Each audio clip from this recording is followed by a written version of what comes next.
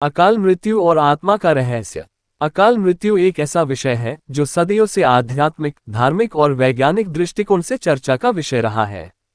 जब किसी व्यक्ति की मृत्यु प्राकृतिक कारणों से पहले हो जाती है तो इसे अकाल मृत्यु कहा जाता है।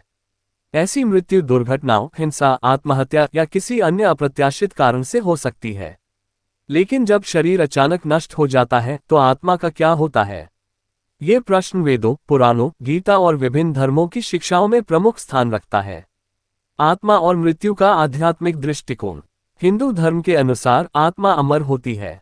गीता में भगवान कृष्ण ने कहा है, न जायते म्रियते व कदाचिन नायम भूत्वा भविता व न भूयः अजो नित्य शाश्वतोय पुराणो न हन्यते हन्यमाने शरीरे। भगवद गीता 2.20।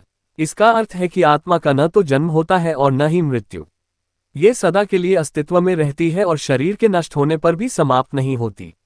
अकाल मृत्यु और आत्मा का भटकाव। शास्त्रों के अनुसार यदि मृत्यु स्वाभाविक हो तो आत्मा सहज रूप से यमलोक या परलोक की यात्रा करती है। लेकिन यदि मृत्यु अकाल होती है तो आत्मा को अपने नए स्थान तक पहुंचने में कठिनाई हो सकती है। इससे अतृप्त आत्मा या भटकी आत्मा कहा जाता है। 1. मृत्यु के बाद आत्मा की स्थिति। जब कोई व्यक्ति अकाल मृत्यु का शिकार होता है तो उसकी आत्मा एक अनिश्चित स्थिति में पहुंच जाती है। यह आत्मा 2 अवस्थाओं में हो सकती है। अविकसित स्थिति, जब आत्मा अचानक शरीर छोड़ देती है तो उसे यह समझ नहीं आता कि वह मर चुकी है। यह स्थिति तब होती है जब व्यक्ति की मृत्यु अचानक, जैसे दुर्घटना, हत्या या आत्महत्या के कारण होती है।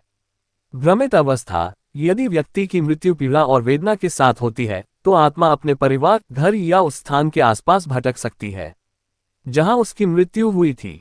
2. यमलोक की यात्रा और कर्मों का प्रभाव। हिंदू धर्म के अनुसार मृत्यु के बाद आत्मा को यमराज के न्यायालय में ले जाया जाता है, जहां उसके कर्मों के आधार पर आगे की यात्रा तय होती है। लेकिन अकाल मृत्यु के मामले में आत्मा को तुरंत मुक्ति नहीं मिलती। यदि व्यक्ति के अच्छे कर्म अधिक हैं तो आत्मा को पुनर्जन्म जल्दी मिल सकता है। यदि व्यक्ति के पाप कर्म अधिक हैं तो आत्मा को प्रेत योनि में जाना पड़ सकता है। यदि आत्मा की इच्छाएं अधूरी हैं तो वह भटकती रहती है और कभी कभी अपने प्रियजनों को संकेत देती है।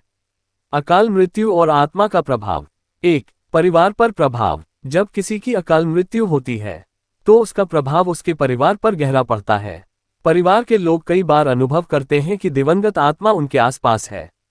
कभी कभी यह आत्मा स्वप्न में दिखाई देती है, कोई संकेत देती है, या फिर घर में असामान्य घटनाएं घटित होती हैं। 2. आत्मा का भटकाव और प्रेत योनि। गरुड़ पुराण में उल्लेख है कि अकाल मृत्यु वाले लोग कई बार प्रेत योनि में चले जाते हैं। यह आत्माएं इस संसार में तब तक बनी रहती हैं जब तक कि उन्हें तर्पण, पिंडदान और श्राद्ध जैसे कर्मों द्वारा मुक्ति नहीं मिलती। जो लोग आत्महत्या करते हैं उन्हें विशेष रूप से प्रेत योनि में जाना पड़ता है। हिंसक मृत्यु जैसे हत्या या दुर्घटना के मामलों में आत्मा असंतोष में रहती है।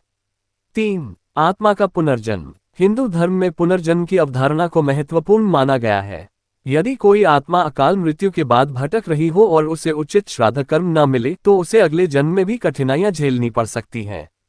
आत्मा की शांति के लिए उपाय।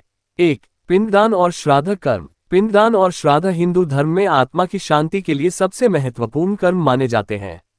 इन्हें करने से आत्मा को मोक्ष की ओर जाने में सहायता मिलती है। 2. गंगा जल और तुलसी का प्रयोग। गरुड़ पुराण के अनुसार गंगा जल और तुलसी मृत आत्मा को शुद्ध करने में सहायक होते हैं। मृत्यु के बाद घर में गंगा जल छिड़कना, तुलसी के पत्ते देना और हवन करना लाभकारी होता है। 3. भगवद गीता और रामायण का पाठ। भगवद गीता और रामायण का पाठ करने से न केवल आत्मा को शांति मिलती है बल्कि परिवार के सदस्यों को भी मानसिक सुकून प्राप्त होता है। 4. गाय को चारा देना और भंडारा करना। दान और पुण्य करने से मृत आत्मा के अगले जन्म में अच्छे कर्म संचित होते हैं जिससे वह जल्दी पुनर्जन्म प्राप्त कर सकती है। निष्कर्ष। अकाल मृत्यु के बाद आत्मा की यात्रा जटिल और रहस्यमयी होती है। यदि मृत्यु प्राकृतिक हो तो आत्मा सहज रूप से अपने गंतव्य तक पहुंच जाती है। लेकिन यदि मृत्यु अचानक होती है तो आत्मा भ्रमित होकर भटक सकती है। आत्मा की शांति के लिए सही धार्मिक और आध्यात्मिक उपाय करना आवश्यक होता है ताकि वह मोक्ष प्राप्त कर सके या पुनर्जन्म के चक्र में आसानी से प्रवेश कर सके।